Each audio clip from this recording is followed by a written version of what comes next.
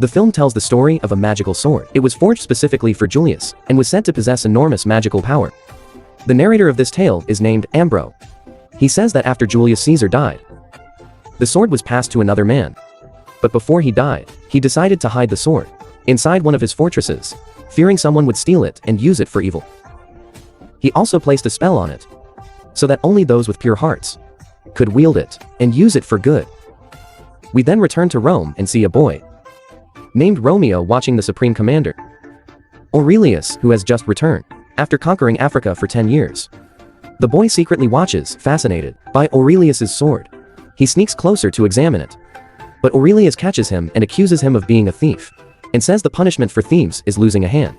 He calls over a guard and orders him to cut off the boy's hand, but Tita obeys, drags the boy away, and throws him into the water, then prepares to sever his hand. Romeo panics and swears he is not a thief. The commander approaches and says he is just a child who knows nothing. He asks how the boy dares deny it when he saw it with his own eyes. The boy replies that he was only drawn to the sword's appearance and just wanted a closer look, then he would put it back. Feeling pity, Aurelius spares him and warns him to stay away from the area. Ambro then appears and scolds Aurelius for treating a child that way. He shields the boy from the cold and asks his name. Romeo says it is not important, and Ambro leads him away. But a soldier named Demichi tries to stop them. Ambro knocks him down. Everyone is shocked that an old man could defeat a young soldier. Even Demichi cannot understand it. We then learn Ambro is the boy's mentor. He brings him back to the palace, because the boy is actually the king's son. Soon after, the chieftain of the Goths meets the king and says he demands what he is owed. When questioned, he says he wants 1/3 of Italy for helping Rome for many years, and believes he deserves it. The king replies that if he wishes, he can tell him what he truly deserves, but he fears he will not like it. Realizing he is being dismissed, the chieftain leaves. The king returns and scolds Ambro for letting the prince go outside without royal guards. But because he cares for him, the king does not say the prince left without permission. He explains that he worries because Romeo is about to become the rightful heir, and danger is always lurking. Later, Romeo confides in his mother that he fears suffering the same fate as previous kings, but she reassures him that his father has posted many guards to protect him. The prince later ascends the throne and becomes the new Caesar of Rome. Since he is now Caesar and no longer needs Ambro, the regent decides to exile him from the city. Ambro is banished. One of Caesar's guards recognizes the boy. He is the same one whose hand he nearly severed days earlier, but the prince stays silent and does not mention it. As Ambro leaves the city, Ariel asks about the mark on his chest, since it also appears on his weapon. Ambro recalls that long ago, a masked man carved the symbol into him. But Ambro does not answer and keeps walking. That night, the Goth chieftain attacks Rome. After being humiliated earlier, he smashes the gates with a massive catapult and orders his troops to storm inside. Ariel fights to protect the kingdom and the king, the queen, and the prince. But a Goth lieutenant strikes Oreo hard on the head, knocking him unconscious. The king tries to shield his family, but is struck in the chest by an axe and dies. The queen shields her son and is stabbed in his place. The prince flees into the palace, but Titanian chases and captures him. Romeo stabs him in the leg and escapes upward. He grabs the crown and climbs a tree to hide, but is discovered when the crown falls. Ariel awakens to see the palace and all of Rome in flames. We then move to the Goth occupation camp, where Governor Constantin receives a letter and announces that the Goths now rule Rome. Oreo goes to his friend Nestor, telling him the king and queen are dead, and he does not know where the prince is. Nestor says he knows everything, and that they must act fast to save the prince, if he is still alive. The Goth chieftain now stands before the prince, and orders his execution.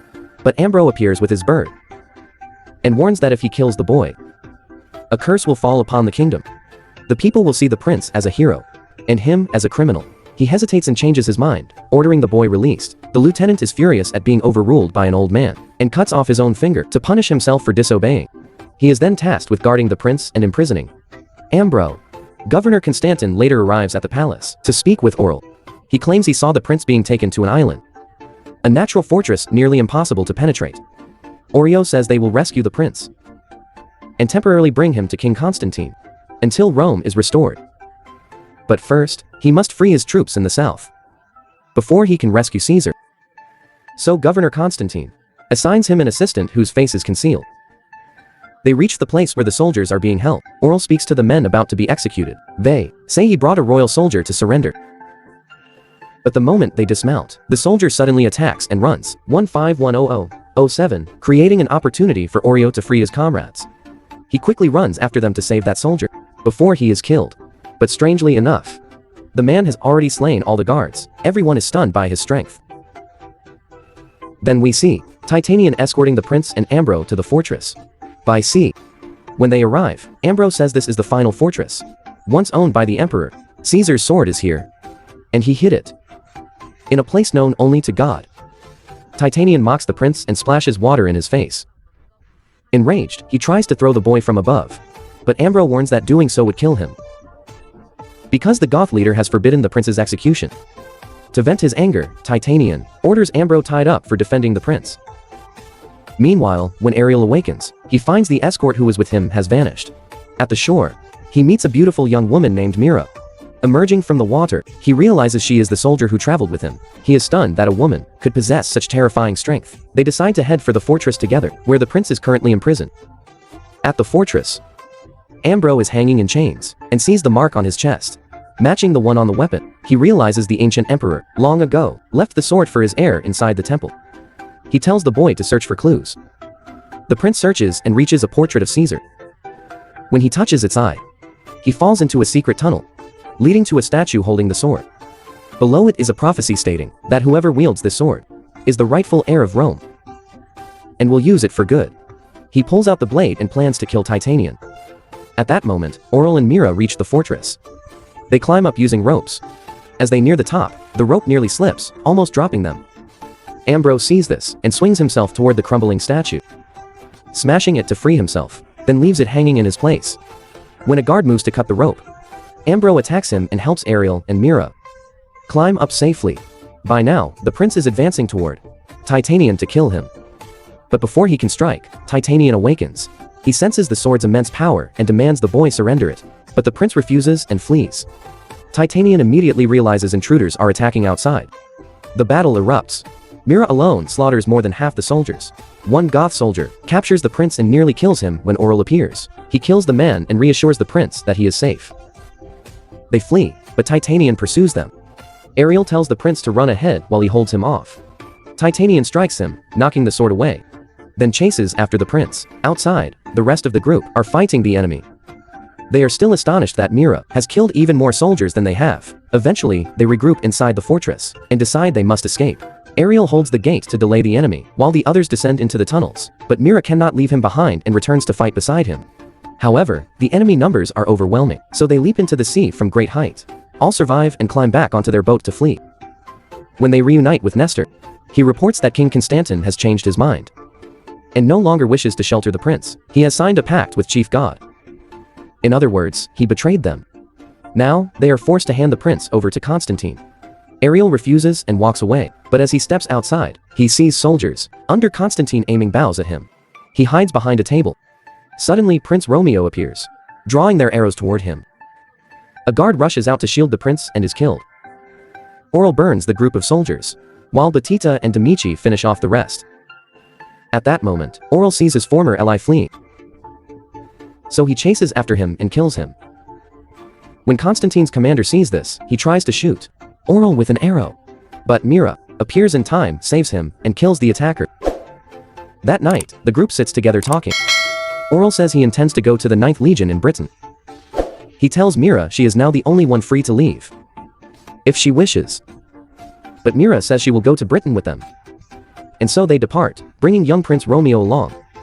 When they reach Britain, they discover that Titanian has already marched there with his army. When Oreo reaches the 9th Legion's camp, he finds every soldier dead, and the training grounds burned to ashes. Ambro says the place was destroyed by a man named Phaeton, the one who carved the mark on his chest. For he has always sought the sword to fulfill the prophecy and become Rome's supreme ruler. Oreo then leads everyone to a fortress, considered the border between north and south. When they arrive, the fortress is completely deserted, not a single guard in sight. They despair, thinking they will find nothing there. But suddenly soldiers appear, demanding to know who they are. Ariel steps forward and says he is seeking the 9th Legion's commander. The elderly man says his name is Flavius. The Legion's commander He explains that after Rome fell and reinforcements were cut off, Phorjon defeated them but spared their lives, leaving them without weapons or a fortress. Flavius leads them back to the village, where he now lives among civilians. Meanwhile, Titanian meets with Phozon. They know Romeo is in Britain carrying the sword. Phozon wants the boy, while Titanian only wants the sword. They strike a deal so each gets what he desires. Back at the village, Ambro teaches the children the spell bound to the sword, saying it can only be used for good. The next day, he takes the prince to the place where the sword was forged and tells his past. How Phozon once tortured him to learn the sword's location, 3010015, until he managed to escape to Rome. At that time, a little girl wandering in the forest met Phozon. He realized she came from the village and ordered her to carry a message back, a special warning for Flavius. He would spare them once, but not a second time, and demanded they hand over Ariel and his companions, or he would burn the entire region and kill everyone. After that, he killed the girl's parents, placed them on a stretcher and sent them back to the village. In terror, the girl told everyone what had happened. The village immediately demanded that Ariel leave to avoid being handed over. They would claim that he had fled. Aurel decides to go to the fortress to fight. One warrior and 20 others follow him, ready to face the enemy.